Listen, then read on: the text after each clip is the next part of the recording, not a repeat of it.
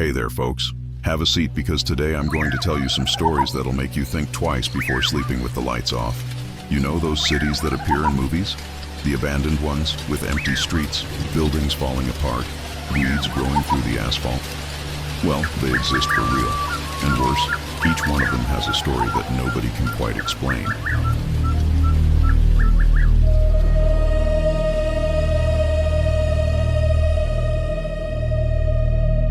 I've spent the last few months researching these places, talking to people who visited them, reading old accounts, and I can guarantee you one thing. There are things in this world that we can't understand with reason alone. There are mysteries that just hang there, in the air, unanswered. So grab your coffee, get comfortable, and come with me on this journey through 7 cities that were abandoned for reasons that still leave us with more questions than answers. The Lost City in the heart of the Amazon. I'll start close to home, right here in Brazil. In the middle of the Amazon, where the green is so dense you can't see a foot in front of your nose, there's a city that time literally swallowed. Its name is Airão Velho. It was back in 1694 that this place was born. At that time, Brazil was still a Portuguese colony, and we were just beginning to explore the country's interior. Airão Velho was born on the banks of the Rio Negro, there in Amazonas, as an outpost, a place where the Portuguese could stop, rest, get organized. But it was in the 19th century that the city really grew. You know why? Because of rubber. Back then, rubber was worth its weight in gold. The Americans, the Europeans, everyone wanted rubber to make tires, to make hoses, to make all kinds of things that industry needed. And the Amazon had the best rubber trees in the world. Airão Velho became an important rubber extraction center. Entire families moved there. They built beautiful colonial houses with wide verandas and clay tile roofs. They made a little church, a market, a square. It was a real city, full of life, full of people working, laughing, living. But then came the problem. The British managed to steal rubber tree seeds and planted them in Asia. Suddenly, Amazon rubber wasn't worth so much anymore. The price plummeted. People started losing money. And then began the exodus. First went the younger ones, looking for opportunities in other cities. Then went the families with children, wanting to give their kids a better future. Little by little, Airão Velho emptied out. But here's where the story gets strange. Because it wasn't just an economic issue, you know. People didn't leave Airão Velho walking slowly, planning their move. Many people simply fled, left everything behind. Furniture, clothes, tools, as if they were running from something. And then there are the stories. The residents of Novo Airão, which is a city nearby, say that every now and then people show up from there, terrified, saying they heard voices in the old city, voices singing in languages that nobody knows anymore. There are fishermen who swear that when they pass by a boat near the ruins at dusk, they hear drums, like there's a party happening. But when they look, there's nobody. Just the empty houses, covered in vines and moss. The most famous legend is about the indigenous workers who were enslaved in the rubber plantations. They say many died there, from disease, from exhaustion, from mistreatment, and that these spirits never found peace. But there's another story too, this one even more bizarre. They say that shortly before the city was completely abandoned, a plague of fire ants began. But these weren't normal ants. They were big, aggressive ants that attacked in swarms. People would wake up in the middle of the night with ants climbing on the bed, biting the children, entering the houses. They asked for help from neighboring cities. They tried everything: fire, poison, water. Nothing worked. The ants kept coming. That's when they decided to move the administrative headquarters to Novo Airão, a few miles upriver. And you know the strangest part? As soon as the last families left Airão Velho, the ants disappeared. Just vanished, as if their only objective was to drive the people out of there. Today, the city is a tourist spot. You can visit, take pictures of the ruins, but almost nobody stays after the sun goes down. Oh, and there's one detail I almost forgot to mention. To this day, a Japanese man named Nakayama lives there. He's the only inhabitant of Airão Velho. Lives alone among the ruins, taking care of the place as if he were a guardian. When people ask why he lives there, He gives a smile and says that someone needs to take care of the city, that someone needs to keep the souls that remained company. I don't know about you, but I wouldn't have the courage. The American dream that turned to dust in the forest. Now let me tell you a story that seems too absurd to be true, but it's documented fact. You know Henry Ford, the guy who invented the assembly line, who made Ford into one of the biggest companies in the world? Well, this guy, back in the 1920s, had a brilliant idea. Build an American city in the middle of the Brazilian Amazon.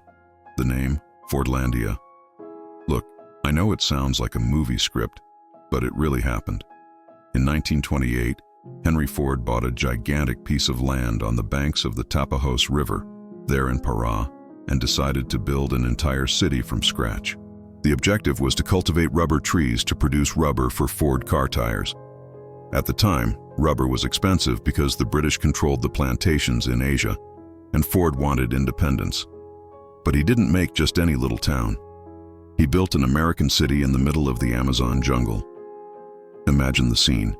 American-style wooden houses, with porches and gardens, wide straight streets all paved, a modern school with a library, a hospital with cutting-edge equipment, squares with trimmed lawns, a golf course, a cinema that showed Hollywood movies.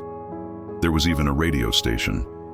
The Brazilian workers who were hired earned salaries in dollars, lived in comfortable houses, had running water and electricity, luxuries that didn't even exist in big Brazilian cities at that time.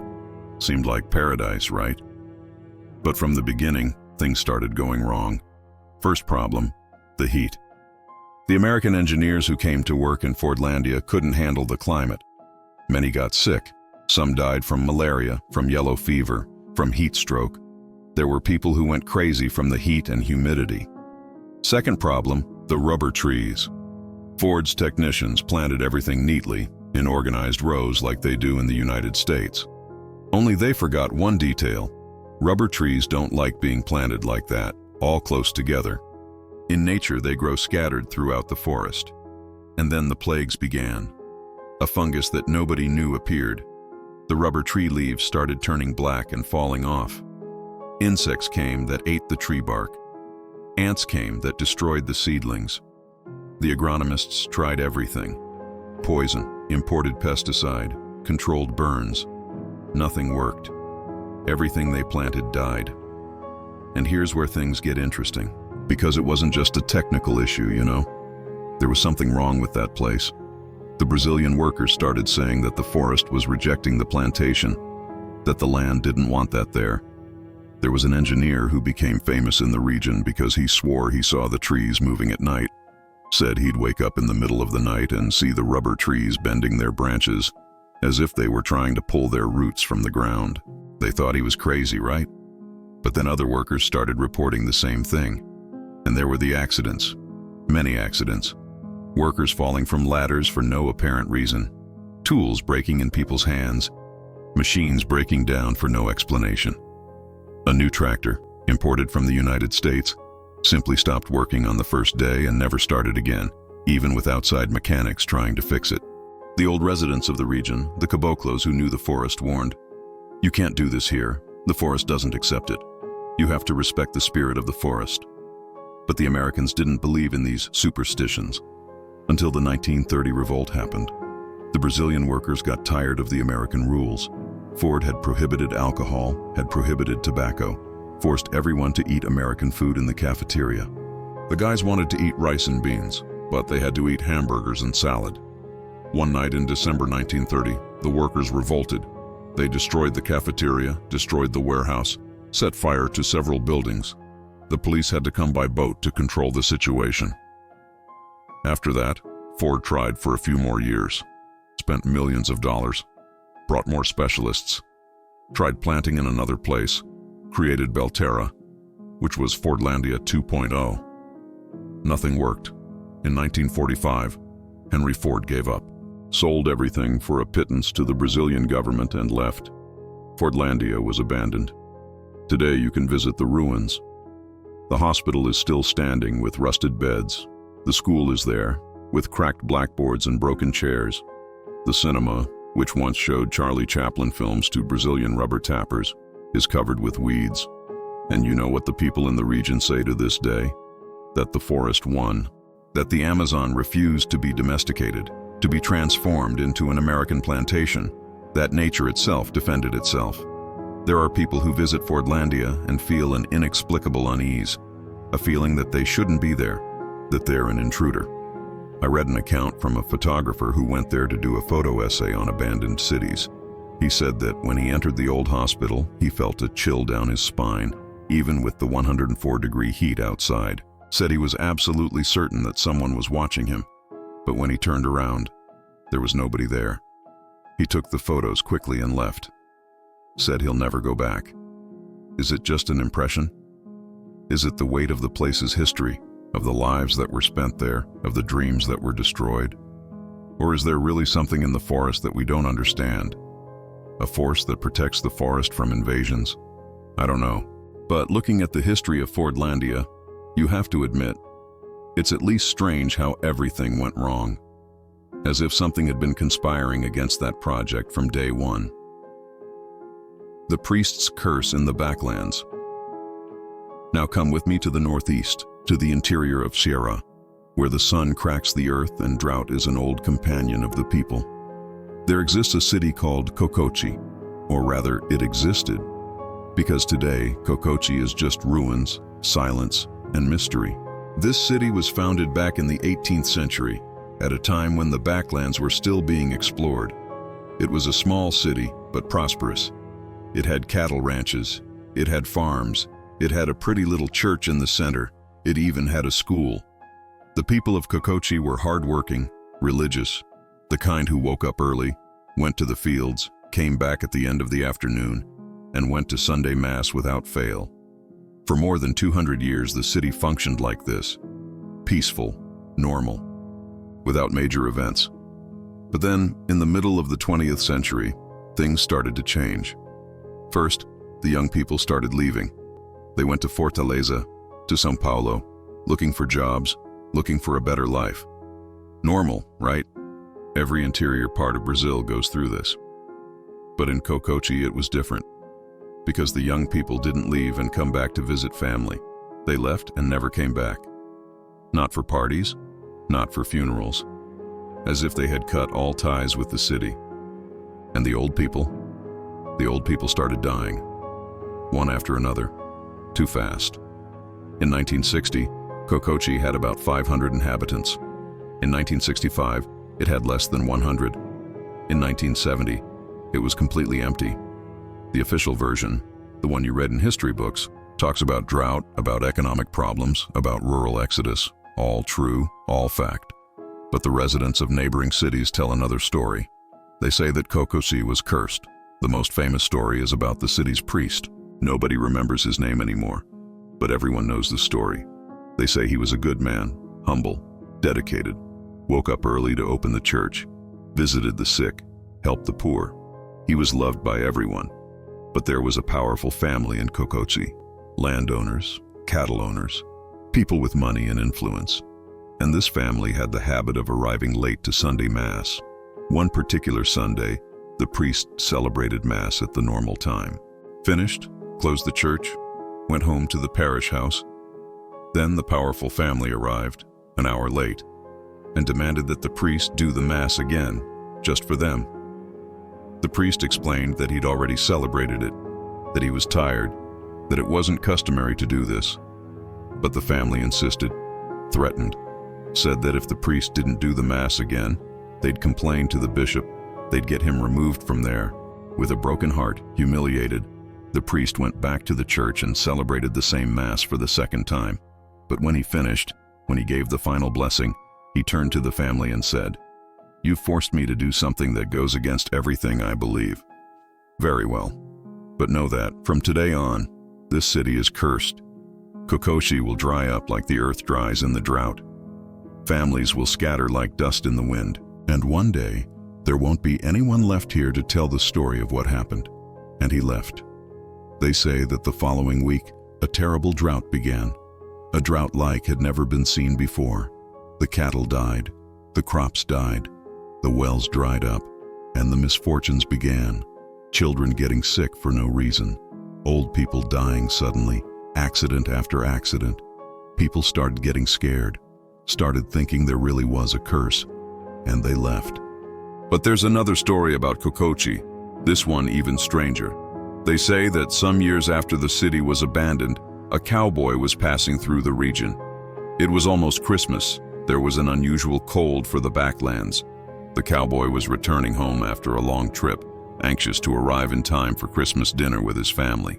When he was passing near the ruins of Cococi, he saw a girl, a child of about 7, 8 years old, skinny, with an old and dirty dress, barefoot, shivering from cold.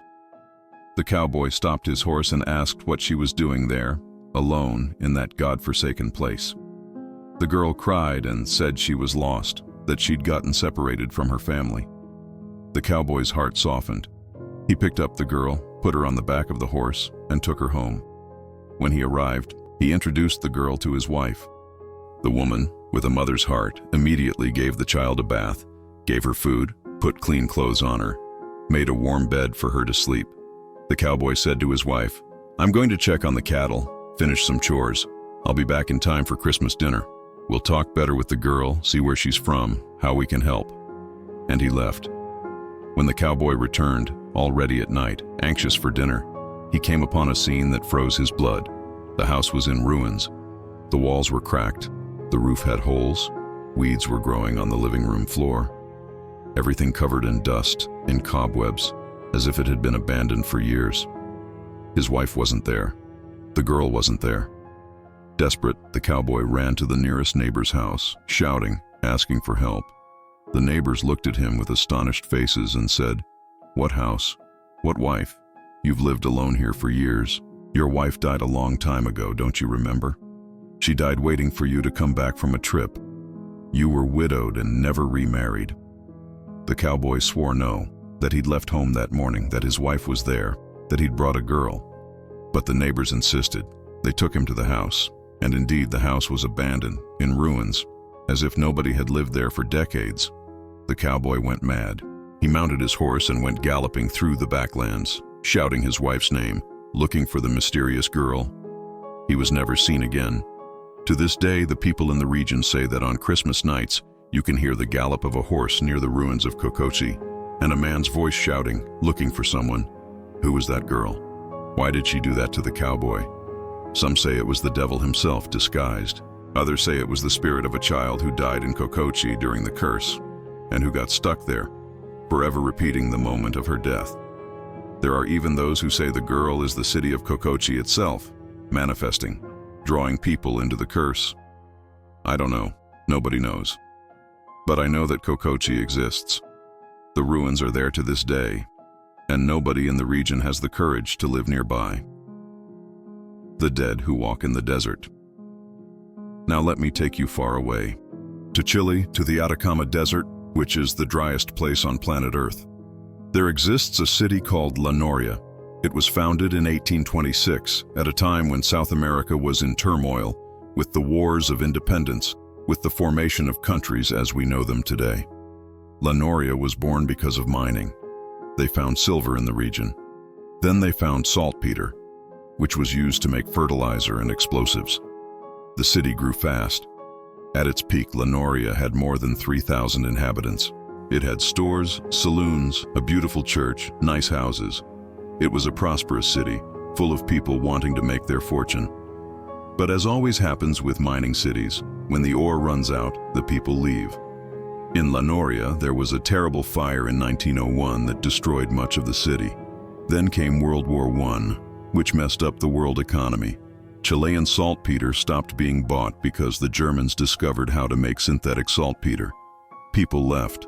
Little by little, Noria became a ghost town. But the story doesn't end there, because in the following years, Noria's cemetery was looted. Grave robbers invaded the place looking for jewels, looking for gold that might have been buried with the dead. They opened the coffins, scattered the bones, broke the tombstones. It was a terrible desecration. And since then, very strange things have started happening. Travelers passing through the region at night report seeing lights moving among the ruins of Noria. Lights that can't be from flashlights, because there's nobody there. There's been no electricity for over 100 years. But the most impressive thing is the procession. Many people indeed swear they've seen a line of figures walking from the cemetery toward the city center, always at sunset. They walk in silence, slowly, as if they were in a religious procession.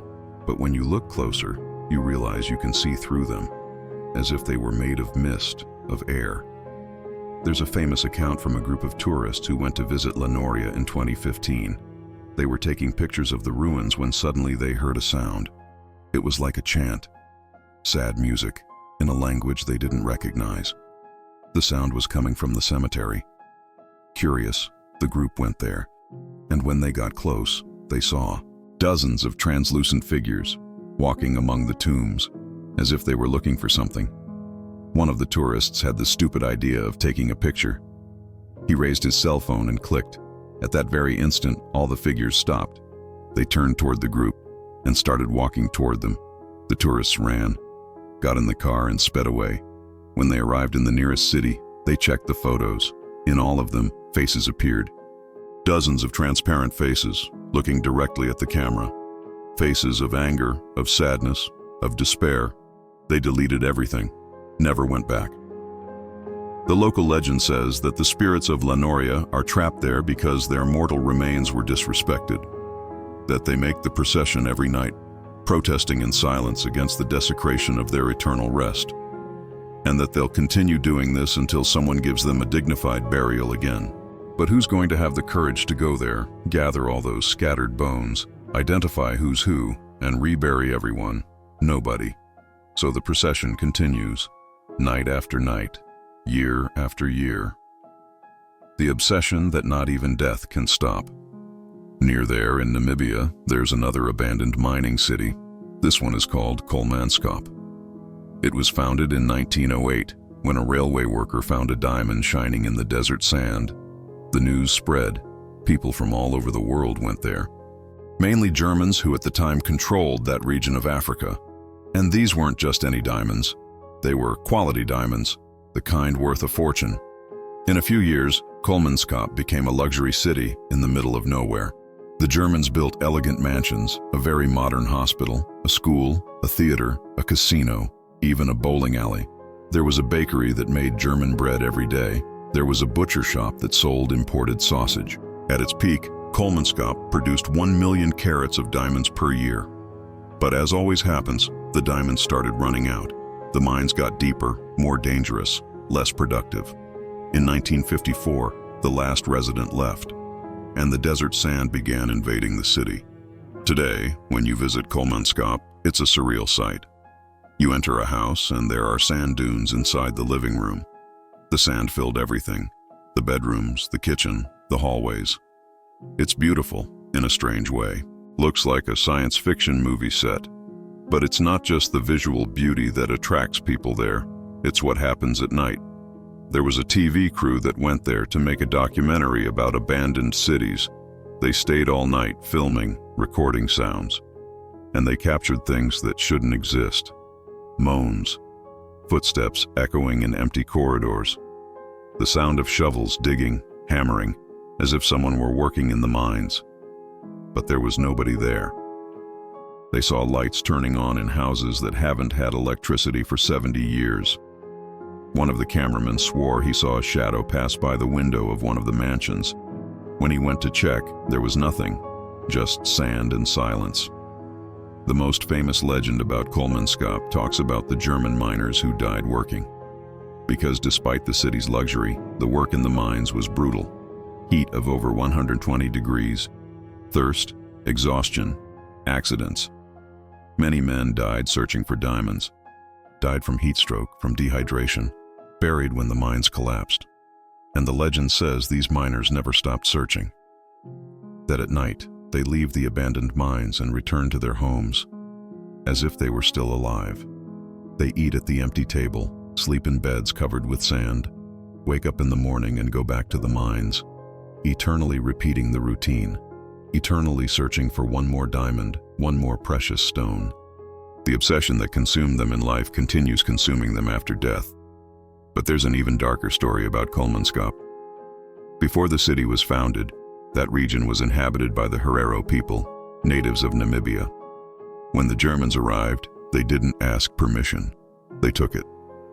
And when the Herero rebelled in 1904, the Germans committed one of the most brutal genocides in modern history. About 60 to 70,000 people were massacred.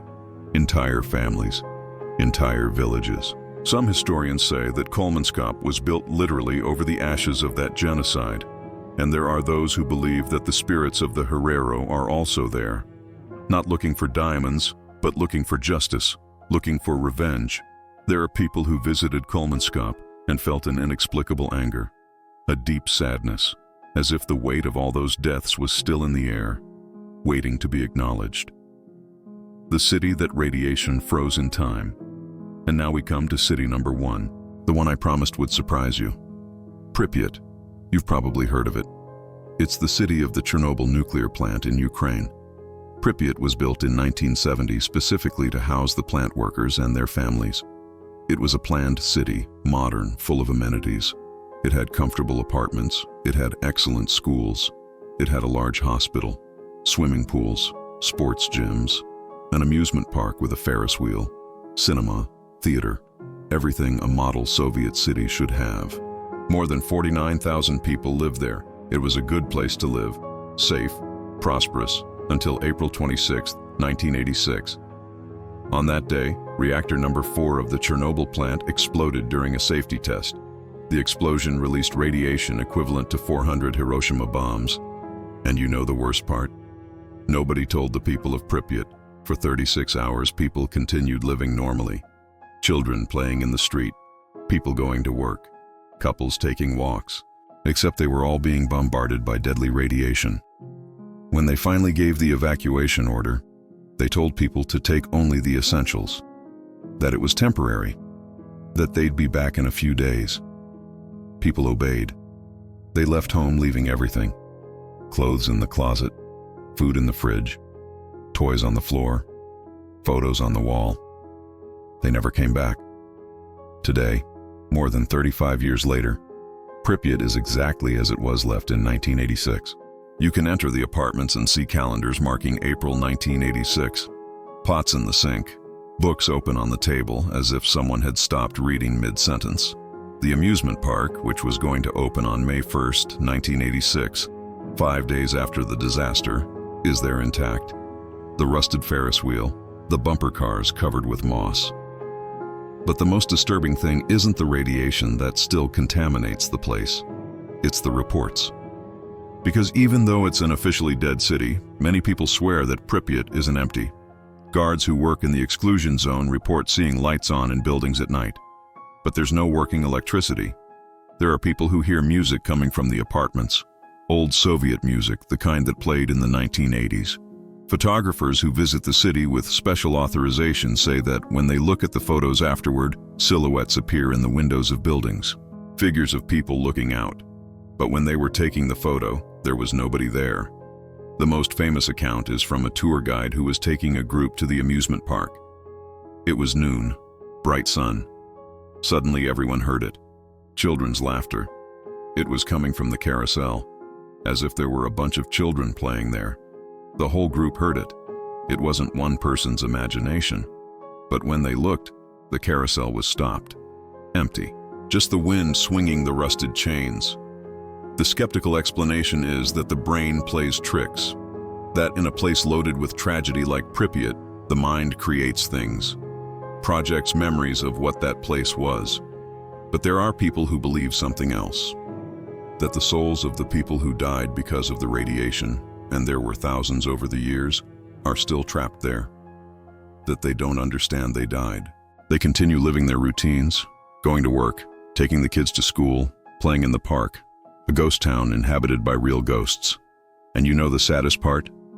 Pripyat will remain radioactive for another 20,000 years.